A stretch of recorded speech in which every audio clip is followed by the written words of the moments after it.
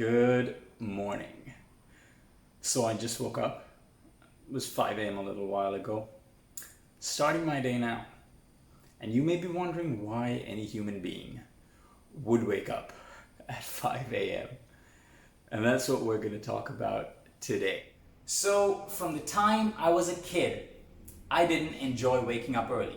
Whether it was to go to school or to go to church, I didn't like it. My parents would tell you all the stories.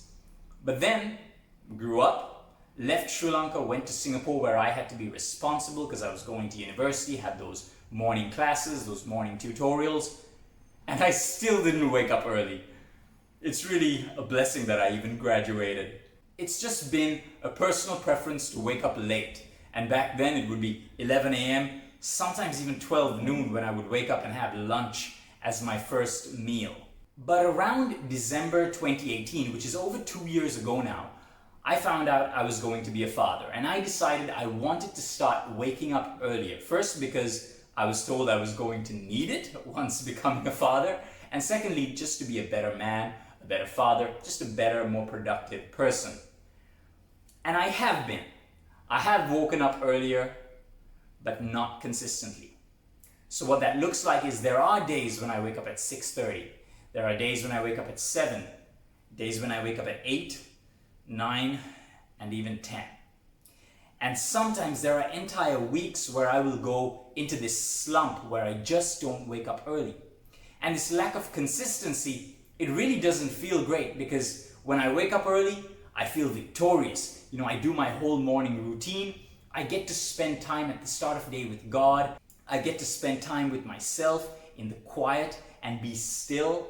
And I get to spend time on some of my own goals before Nisha and Judah wake up. But on weeks where this doesn't happen, I feel a little defeated, I feel a little down. And I tell myself, oh well, tomorrow I'll give it a try. But there's no consistency. And so it's time to make it a habit. Now it's all about becoming consistent, having a specific time to wake up each and every single day. Like clockwork, make it a completely ingrained habit and routine.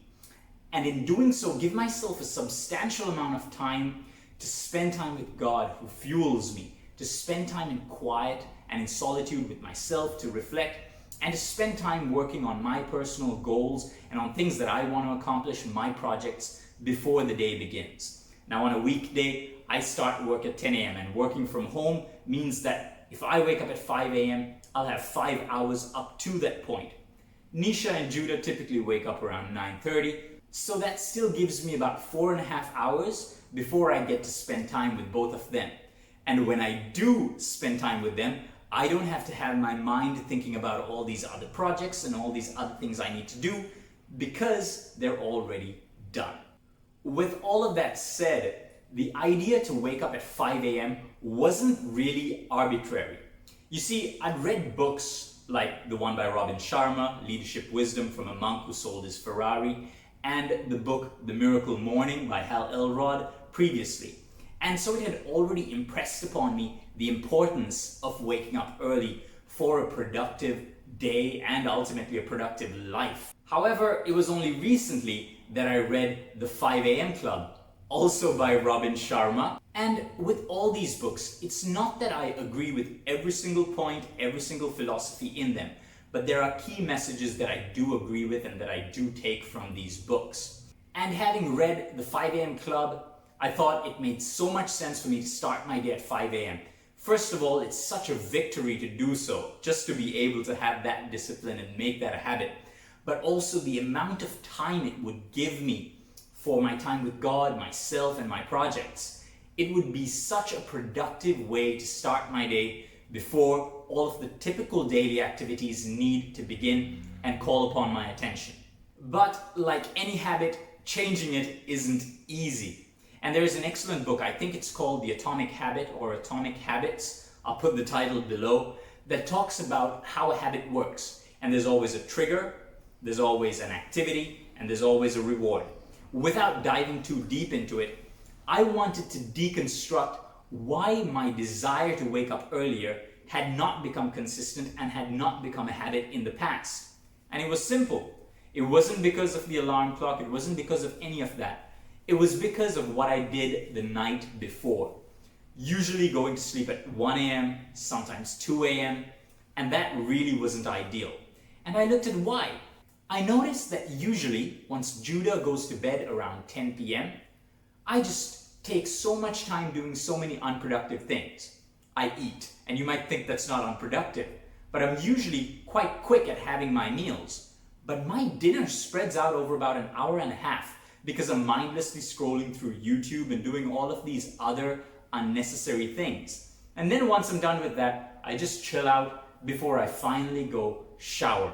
And I take a long time to shower. My showers last 20 minutes or so. And so all of these things just stack up. And ultimately, I'm sleeping at 1 to 2 a.m. And when I go to bed at 1 or 2 a.m., when I set my alarm, I'm like, you know what? 6 a.m. is too early. Let's set it for 7:30. And because of that mindset, sometimes at 7:30, I wake up and I'm like, you know what? I didn't have all that much sleep last night, so let me just go back to bed. And then I wake up at 8:30. So instead, what's going to happen from now on is I'm going to change my nighttime routine. And it sounds simple, but all I need to do is have dinner before Judah goes to bed, after I feed him dinner. And then the moment he's in bed, I can shower and head to bed myself. Now, it's all easier said than done, and I've had success, but I've also had failure with trying to change habits before. So, subscribe, join us. Let's see if we succeed on this mission.